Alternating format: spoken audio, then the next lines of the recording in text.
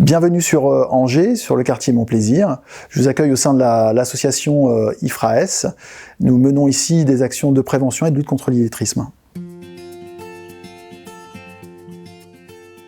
L'IFRAES est une association qui a une trentaine d'années, qui est basée sur Angers et qui intervient dans les domaines de l'économie sociale et solidaire.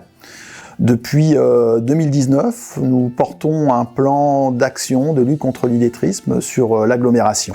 Notre projet s'intitule « Permanence du centre ressources illettrisme hors les murs ». Nous menons différentes actions à la fois auprès des publics mais aussi auprès des professionnels. Notre plan d'action a différents axes: sensibiliser, informer toute personne qui est en situation d'accueillir ou d'accompagner des personnes en situation d'illettrisme.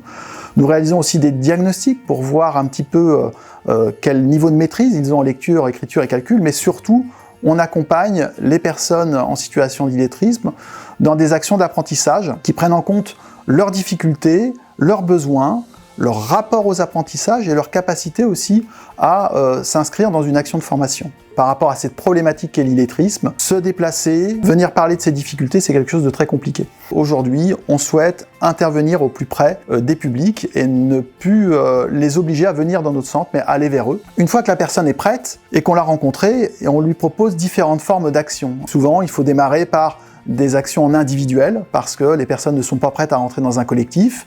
Donc on a différentes offres, différentes propositions de formation qui vont de l'accompagnement bénévole jusqu'à des formations en entreprise.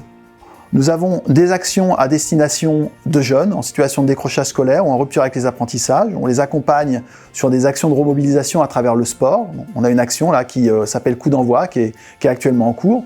Et puis on a toutes les tranches d'âge, on va dire après 16 ans, des jeunes adultes jusqu'à des personnes retraitées. Donc on accompagne tout type de public et de tout âge. L'objectif de ce projet principal aujourd'hui avec ces permanences, c'est d'aller vers ce public en situation d'illettrisme et de faire le pas que eux n'oseront peut-être jamais faire.